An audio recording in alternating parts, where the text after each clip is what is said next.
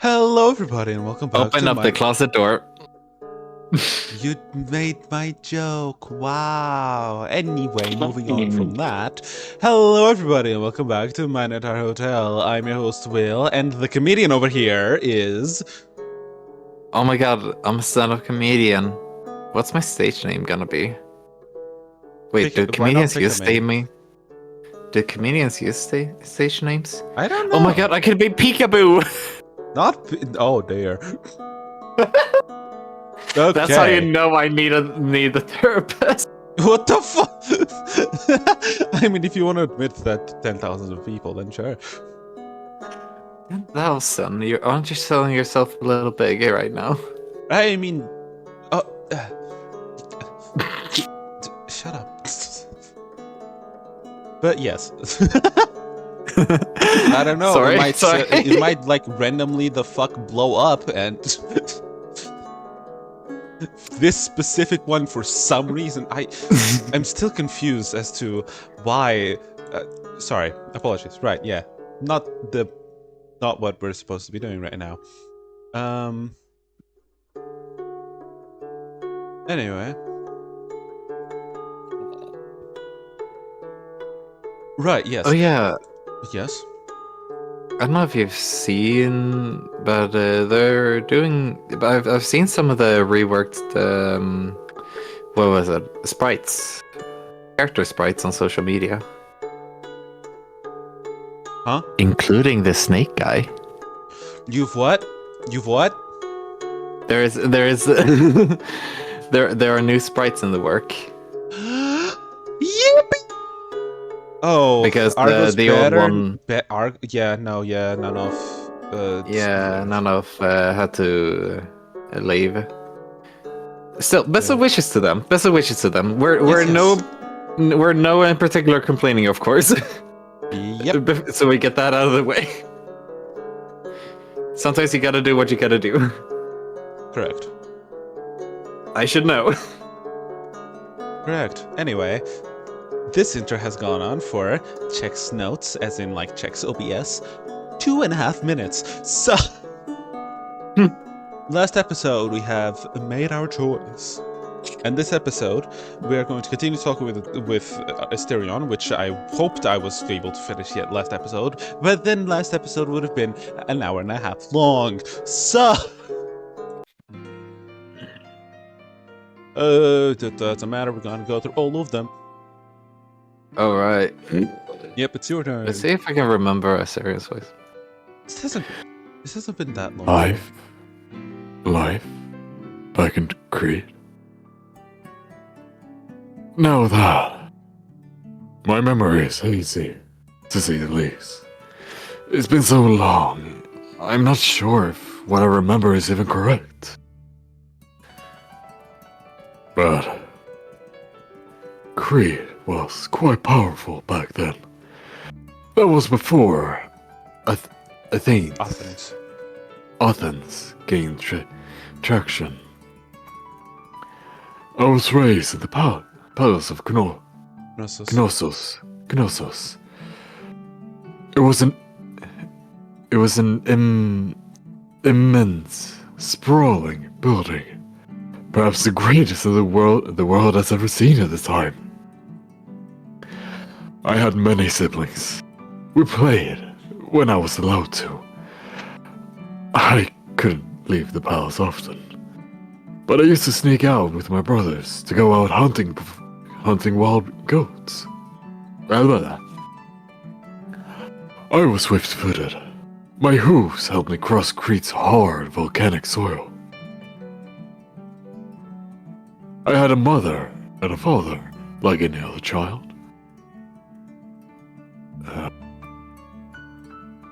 My mother's name was Pasiphae, I think. Pasiphae. She, in retrospect, I realized she wasn't all there. In the head, I mean. I didn't quite understand it back then. But I don't think she liked seeing me. I reminded her of what she had done. of her reputation. My adopted father was King Minos. Assuming I wasn't misbehaving, he treated me well for the most part, because I was sacred.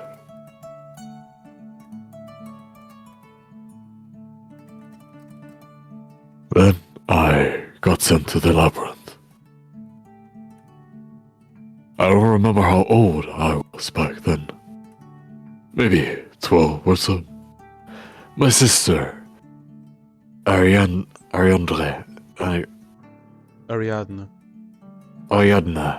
convinced father. She said I would become dangerous. It took a while, but he was swayed. What a bitch. Sorry? Bitch. Like, oh my god, I can't believe she did that. So not fetch.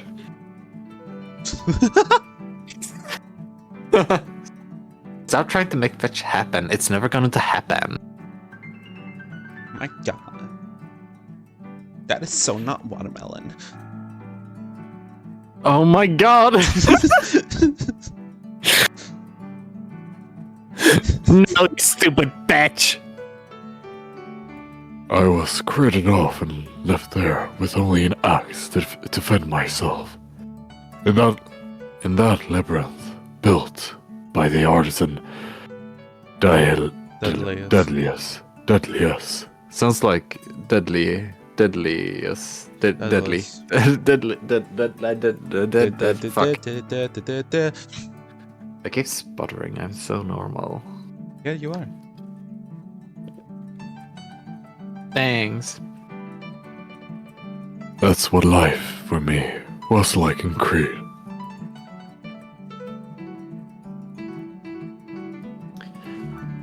Isn't it curious how we hold on to memories of childhood? I've existed for thousands of years now. I died young, before my 20th birthday, and yet so much of who I am comes from those 2 decades.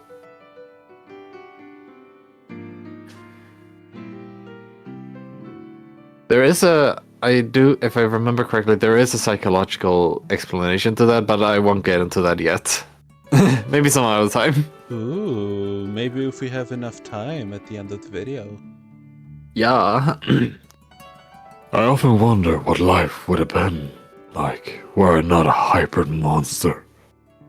For starters, Mother wouldn't have lost her mind. My sister wouldn't have tried convincing Father to send me off. I would have had a normal childhood. Make no mistake, life back then was not easy, and dying young was not out of the ordinary. A land like Creed had to keep itself armed too.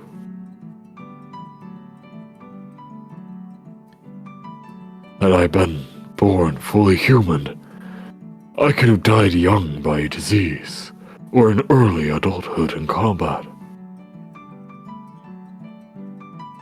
Still, that would have been preferable to what I went through. Had I not sent off to the labyrinth, the gods would not have sentenced me for my cowardice.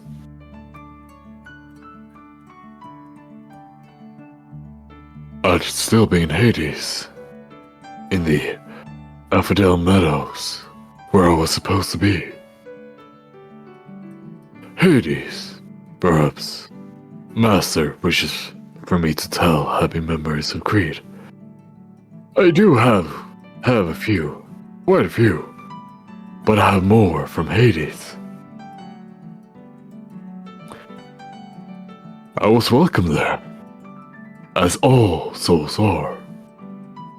Of course, I was no hero, and would never see the Elysian fields. That's where heroes went to. But the Asphodel Meadows, where regular souls were sentenced to, was quite pleasant.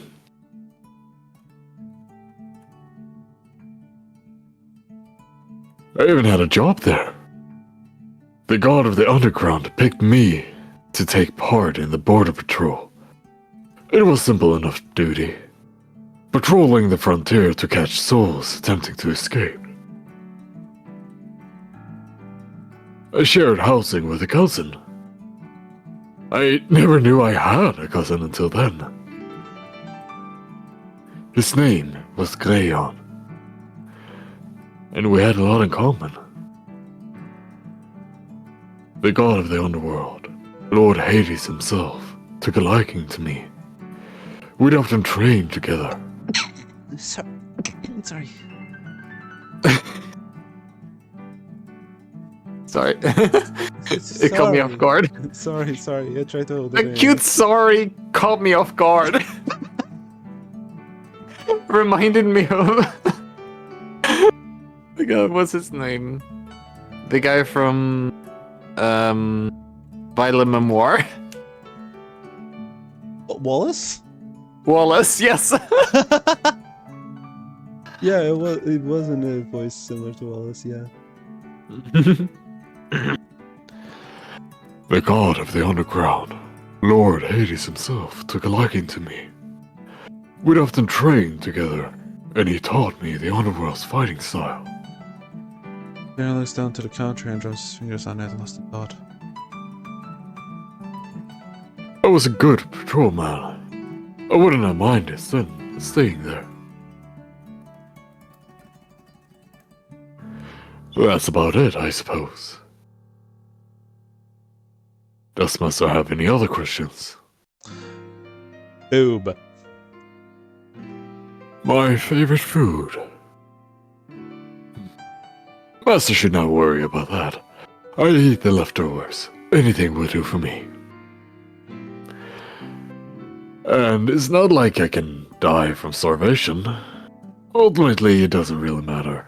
Fucking Answer the goddamn question. Damn, crucify a guy for wanting to be nice. Jesus. But surely there are things you prefer, or foods you won't eat. Any allergies? Well, if Master truly wishes to know, I don't. I'd rather not eat beef. And I have not for thousands of years now. It would be cannibalism. It's it's usually poultry and fish for me, or... Well, I did hunt wild goats with my brothers back in Crete. I like it a lot. It's one of my favorite foods by far. I didn't get to eat meat often when I was a child. It was a luxury of sorts. And the shipments to the labyrinth rarely had any. It would rot on the way, so they didn't even try. Goat aside, for the longest time, oats were the best I could get.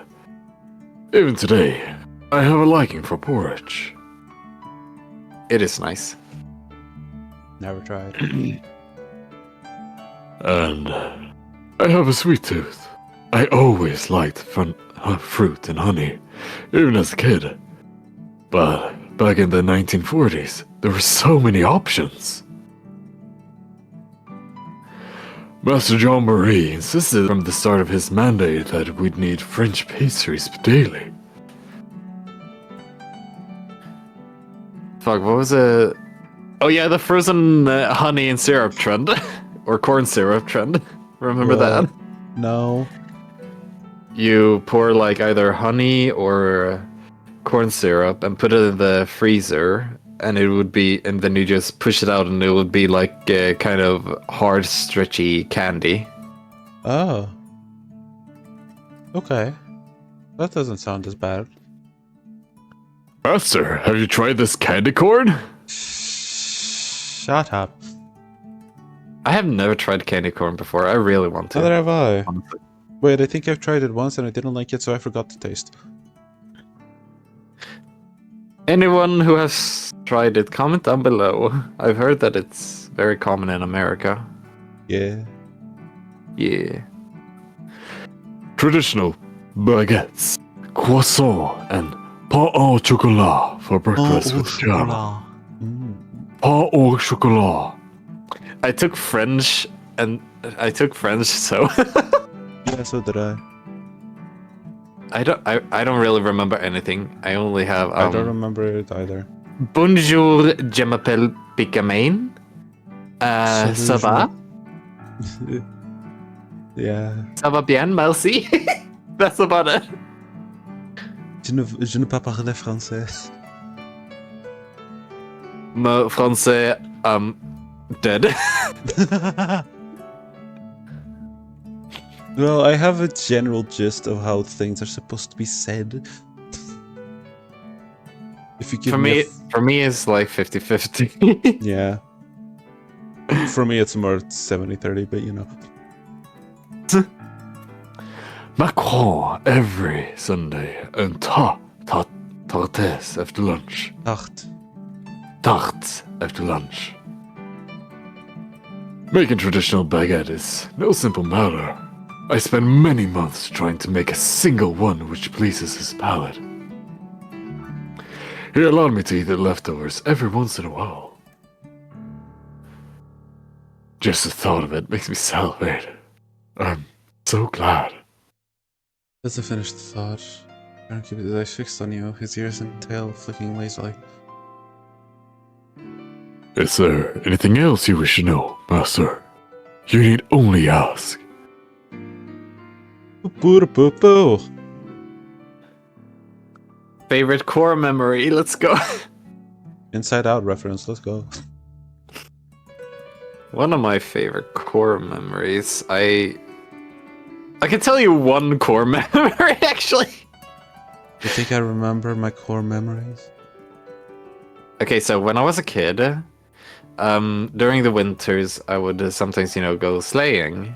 This time, I You'd went go to sleigh slaying. Slay Go on, queen. like-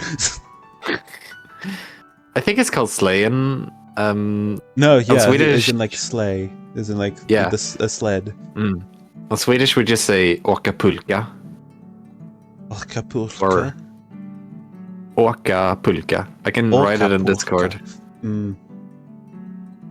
That would be yes. But I remember distinctly. No one wears helmets, by the way. That's not good. So I went down a very, very steep hill. That lightly pushing me off, so I don't have to do the awkward hobble forward. I went down, and on the side there are big, big rocks. What? And somehow my sleigh kind of drifted straight into it, and I hit them head first.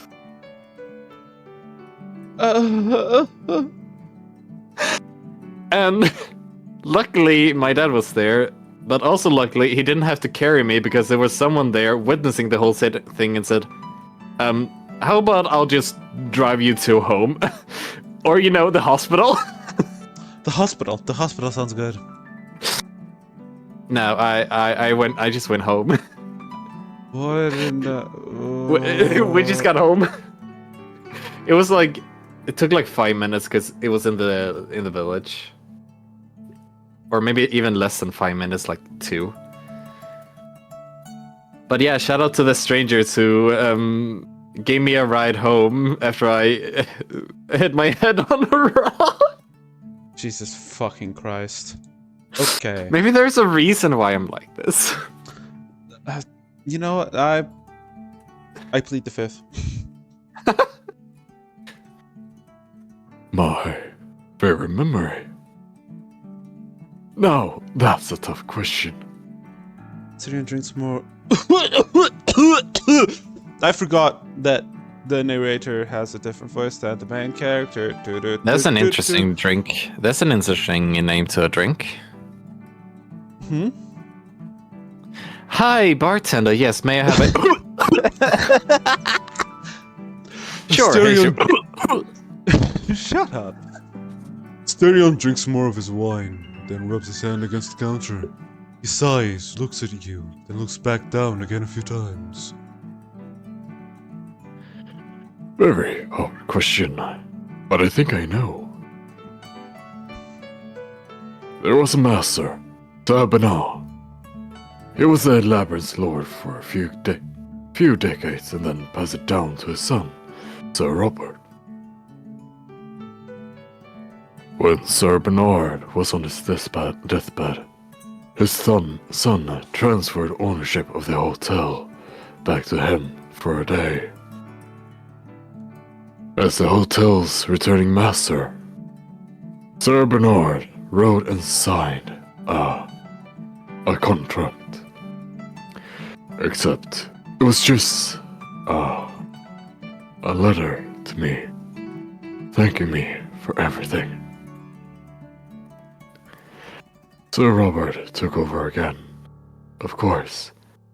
He prepared me something too. I had helped raise him, you see. And he gathered all his childhood drawings of me and signed them as a contract as well. That's so fucking cute. Holy shit. That's so cute. Adorable. Contracts are everlasting, unless explicitly revoked. So their contracts would last forever. They cannot be burned or torn apart. Nothing will destroy them.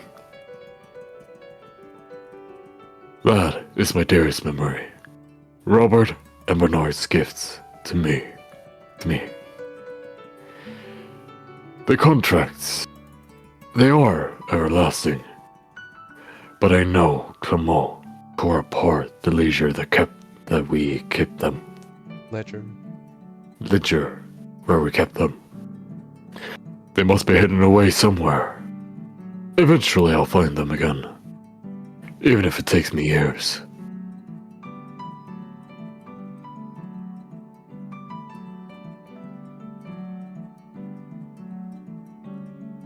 After all, I have all the time in the world, don't I?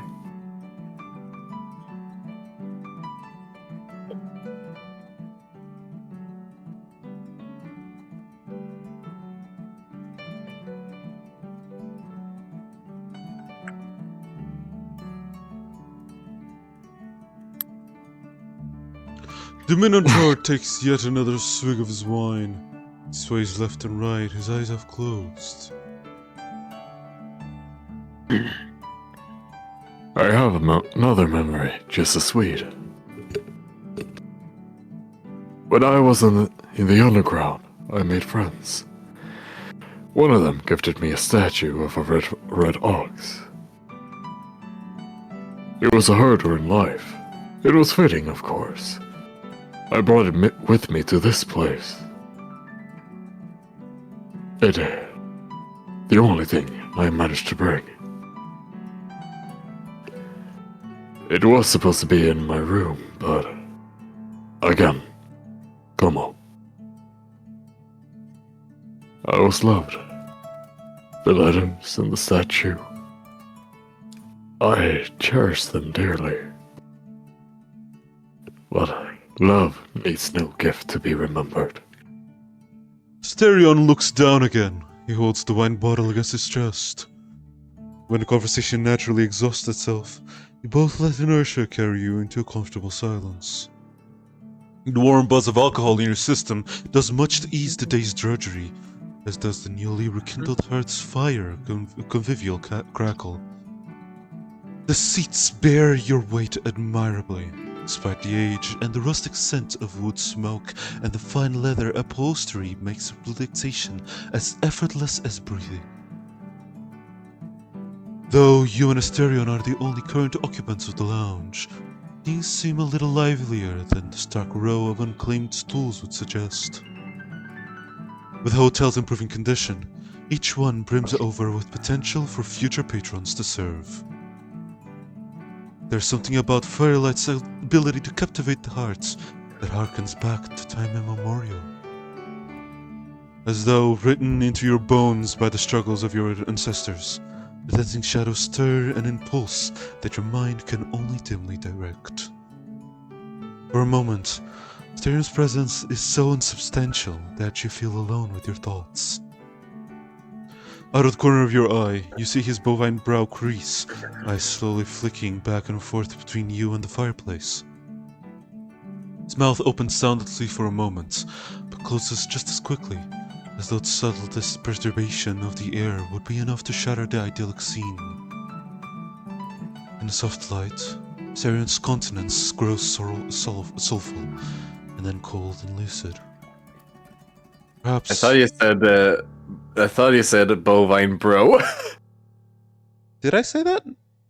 No, you said brow. I think. I thought just. I said, okay. Perhaps as a quirk of his immortal body, he seems to sober up more quickly than you were expecting.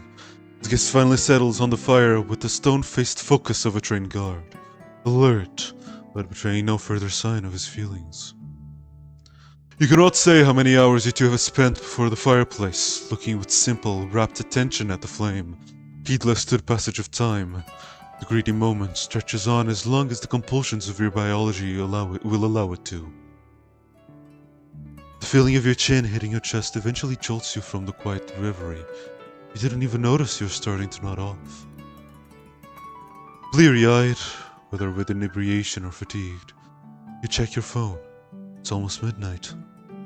Sarian furtively steals a glimpse at the clock on your smartphone screen, but raises no comment about it. Curiosity waylaid by duty, he speaks at last.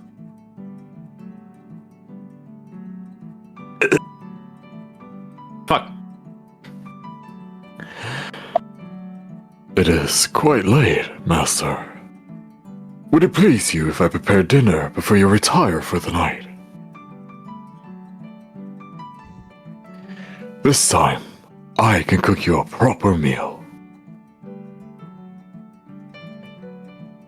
You can see no reason to refuse Asterion's offer. A walk back to your quarters is blessedly brief, and you quickly take a seat on the couch and make ready for your evening meal. While your Minotaur man servant prepares your dinner, there is little to do except lounge on the couch and savor the smells that waft from your private kitchen. Continue to lapse in and out of consciousness every so often, torn between the gnawing hunger in your belly and the sudden weight of your eyelids. Starion presents you with your food in short order, bringing a tray of ham, steak, and mashed potatoes to the couch to spare you the need to walk to the table. I hate mashed potatoes! I love mashed potatoes, especially if you mix in cheese. I've never had them mixed with cheese. However, the texture of mashed potatoes fucking sucks. I love it. I don't. I love mashed potatoes. Oh my god, mashed potatoes with brown sauce and meatballs with lingon jam. Oh my god. A Swedish classic. Can you stop being IKEA? Shut the fuck up! You literally just described what they give in the IKEA. What the fuck? Uh-huh. Maybe there's a reason. Yeah. Oh my god. Mashed potatoes with... Oh my god, mashed potatoes with like pancakes that has a bunch of meat, like deer meat, maybe berries inside, and you have some lingon jam on the side and some mashed potatoes. Oh my god, yes. I just removed the mashed potatoes and it still seems fine. Like, I don't like mashed potatoes, just give me fries. But doesn't it become mashed potatoes when you put it in your mouth? Yeah, but I'm not putting them in my mouth with the texture of fucking drywall. I don't know what drywall feels like. It's dry. For me, mashed potatoes has always been moist. Okay, well, wrong. Moist and smooth, maybe with some lumps. Okay, there. I'd rather not put the texture of a carpet in my mouth. There's that better.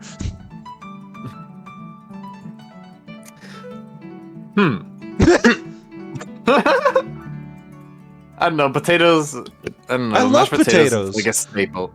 Like Mashed potatoes is like a staple my for sides- many Swedish people. my carb side rankings is literally potatoes, pasta, and then rice. So like, I like potatoes. The only thing I don't like is fucking mashed. I mean, yeah, fair. Oh my god, I don't know. I've always it gets me thinking about sweet potatoes and how I don't really like them. I don't like sweet potatoes either. Let's go. Oh my god, picky eaters, let's go. I'm not a picky eater. I just don't like things with shit textures and sweet potatoes. You're just a straight up picky eater. No, well, huh? No. Very peculiar with your food. Don't really like to eat a lot of certain things. You are the first person to tell me that I'm a picky eater. Anyway. To your tipsy, sleep-fogged brain, it seems a veritable feast. You turn to it with the gusto of a starving man. As you sit up and start to eat, Styrian seems faintly content to see you enjoying his cooking. Your old habits die hard, nonetheless. The Minotaur bows dutifully before cantering away to let you enjoy your meal in solitude. He is gone before you can think to ask him to join you, and though you know he is but a simple shout away, you think better of asking anything else of him. Put away the ukulele. Once your hunger is sated, sleep is upon you in a moment. Sit straight down at the side of the couch and close your eyes. Gay. The last sounds you hear are the faint click of Asterian hooves against the floor, and the jingling of silverware as he carries your leftovers back to the kitchen. A slow, sneaking clop reaches your semi-conscious brain through the haze of fitful sleep, followed by a sudden sensation of warmth and a gentle pressure across your entire body. You soon fall into a deeper, easier slumber. Anyway, Hades time. Boo! Boob.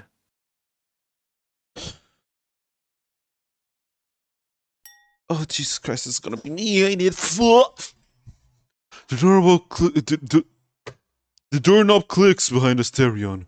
The smell persists as he holds on to the warmth from this night. The Minotaur's cheeks hurt from smiling, an unfamiliar sensation after the decades locked away.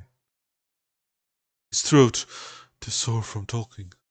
Whatever he tries to say only comes as a raspy croak now. His recovering body surprises him at times, though it doesn't hurt to move anymore. How quick he is, even at a slow pace. His renewed strength surprises him. He had a difficult time handling the fragile glasses and small, delicate tools back in the lounge. Similarly, closing the door without slamming it behind him just now was tricky. And yet, now he is alone in his room. There is silence. And a silence like this, after any night when one's cheeks end up hurting from smiling, is as oppressive as being whisked away from paradise. Silence can be unforgivable. The master's voice and breathing, a slight shift in furniture as he moved around the room, sounds of his own hoofsteps. It's all gone. There are no eyes watching him, nothing to say or do in this barren bedroom. He lays on his bed, looking up to see the ceiling. The bedroom has no windows, just a single light bulb shining overhead. Styrian swishes his tail. A tuft of hair at its end provides him with a single sound. He clutches his pillow beneath his head, his fingers contoured into shaking fists at the end. The light imprints a stain on his eyes. Corners of his healed mouth hurt. It's been decades since he smiled as much. Left alone, there are no distractions from the dark thoughts. About that master, and all humans for that matter. Humanity is a sentence by itself, he thinks. To only be half human and to be ruled over by those I'll never be like. The Minotaur wonders how large is the gap that keeps men from going wild. It is easy to show goodness at first, like lamented, But eventually they grow bored. And bored men are dangerous indeed. How long will it take for this master to learn? Minotaur wonders. It usually starts simple enough. First he becomes their plaything, a doll. But it won't stop there. Humans seek new thrills often. Clement was a special case. A man who started out good but went wild like none before. But yes, there were many masters who had that same seed in them, only it germinated slower. Even Master Jean-Marie had it, to an extent. There was that time. Sterren jots up, stopping himself from progressing down that road. There are thoughts too dark for such a late hour. And what does it matter now, thinking about the well-buried dead? His mind goes back to the current master. A single good night does not make up for a terrible past and a frightening future. Sterren thinks back to Argos and his contract, and how the master handled it. Master Batten managed to trick the snake. Perhaps that should bring the Minotaur some relief. That the valley's monsters may not be an issue with an astute master. That he knows a witty leader can bring dangers of his own. Smarter the master, the more dangerous he can become, and the worse the torments he will be if the Minotaur ever displeases him. The Minotaur keeps thinking himself to exhaustion, analyzing every possibility regarding this new master. He does not notice drowsiness setting in, nor sleep's merciful embrace.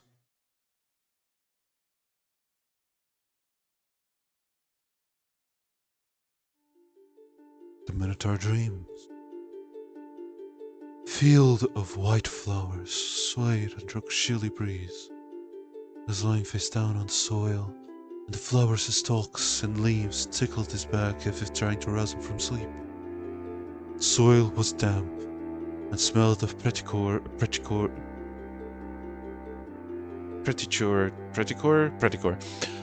Soil was damp and smelled of pretticore and dense vegetation.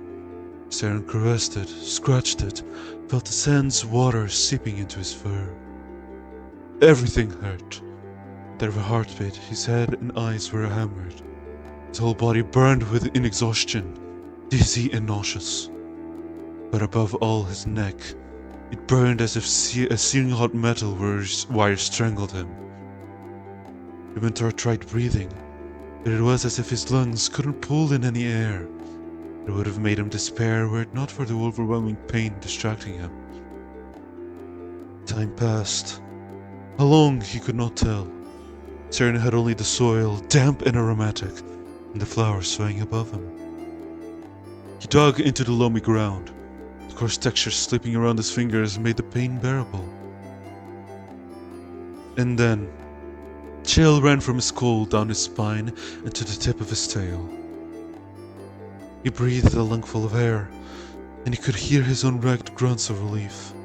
The Minotaur flicked his ears as his full senses returned. The swaying wind, he could hear it again now alongside the rustling leaves. He tossed his chest up, supporting himself on his burning forearms. Taste came back to him. Iron, coughed, and cold, dark blood poured out of his mouth. It fell on the white fur of his hand. His tongue remained coated in the black oil. It was bitter tasting, like a forge's fumes smelled. He knew the scent well. He tried to gather himself. Blood dripped down to the soil. His fur remained matted with red while the dark oil dripped down. Cursed blood, he thought. Something else came to mind as well. A chill that brought him back. It was under his tongue, a hard, icy lump. He tried to spit it out, to no avail. His insides lurched and he lost control. He retched, but nothing would come out. It was another hour before he managed to stand up and see the horizon. There was no sky above, only sharp-edged rocks pointing down like knives. The horizon itself was painted with serpentine rivers, their waters clashing around and leaving foamy trails. The land was dark, and yet light seemed to seep from all surfaces. Ceiling stalactites shone with turquoise, while the flowers blinked with white lights when the breeze blew by. The soil itself shone with a subdued, almost royal purple, and the breeze had a freshness to it. The river's crashing waters filled the air with little droplets. Water dipped here and there from the ceiling, with an almost lazy grace, like a god slipping gifts to the people below from above. A man waited by the river's shore, looking up to the Minotaur. He beckoned, and right there, Styrian's mind was set at ease. This beautiful land was his mercy. The knot at his throat and the lump under his tongue would be the final pains he'd ever feel. He had been freed. And we are freed from this episode. I muted myself, but I just played my ukulele a bit. That's fine. You can entertain yourself while I'm just talking to myself. Your age doesn't matter, it's only skin deep. And when I'm around you, Jojo, my heartbeat skips a beat. Okay then. Anyway. For those who don't know, Gumball. It's Gumball. It's Gumball. Gotcha. Nobody's a nobody. Anyway.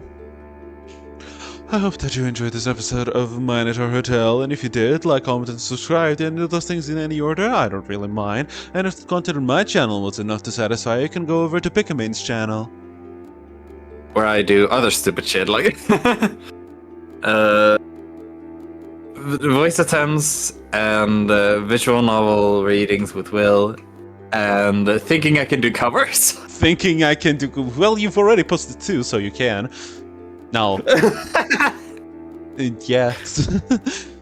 Anyway, and with all of that out of the way, I hope that I get to see you on the next episode, but even if I don't, I hope that you have a lovely rest of your day.